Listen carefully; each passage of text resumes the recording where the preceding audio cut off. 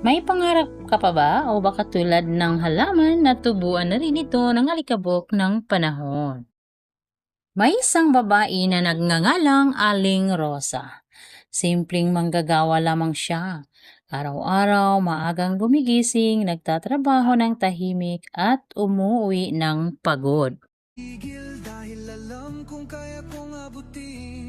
Sa likod ng kanyang mga ngiti, may isang pangarap siyang matagal nang itinanim sa kanyang puso.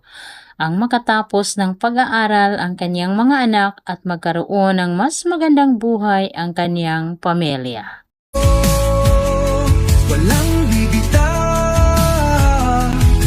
Minsan, habang nililinis niya ang halaman, napabuntong hininga siya. Sana, Panginoon, matupad ko ang pangarap ko. Narinig iyon ng kanyang kaibigan. Rosa, hindi ka pa ba napapagod mangarap? Ngumiti siya at sumagot, napapagod ako pero hindi ako sumusuko. Walang imposible sa taong may pangarap. Bawat pawis, bawat hirap may katapat. Minsan Dahil ang pangarap na may kasamang pananampalataya ay hindi basta-basta namamatay. Lumipas ang mga taon, maraming pagsubok ang dumating. May mga pagkakataong kulang ang pera, may mga araw na gusto na niyang sumuko. may kapalit na tagumpay sa huli. Walang susuko.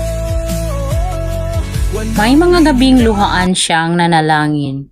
Pero tulad ng halamang araw-araw niyang inaalagaan, patuloy siyang nagtiwala. Alam niya na hindi agad namumunga ang isang halaman.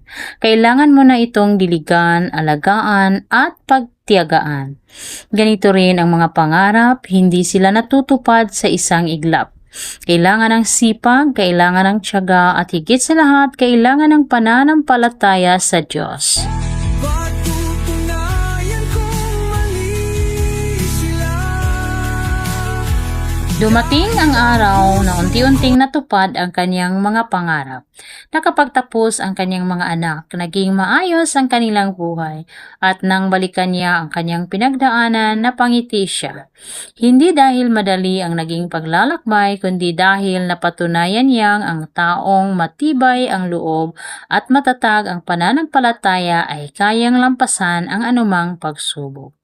Mga ka-vibes, tandaan natin ang pangarap ay parang halamang itinanim. Hindi agad ito lumaki, ngunit dinidiligan natin ang sipag at alagaan ng tiyaga at palakasin ng pananampalataya sa Diyos. Walang susuko. Walang bibitaw sa dulo. Darating ang araw na mamumunga rin ito. Huwag susuko sa pangarap, huwag bibitaw sa panalangin dahil ang Diyos ay may tamang panahon para sa lahat.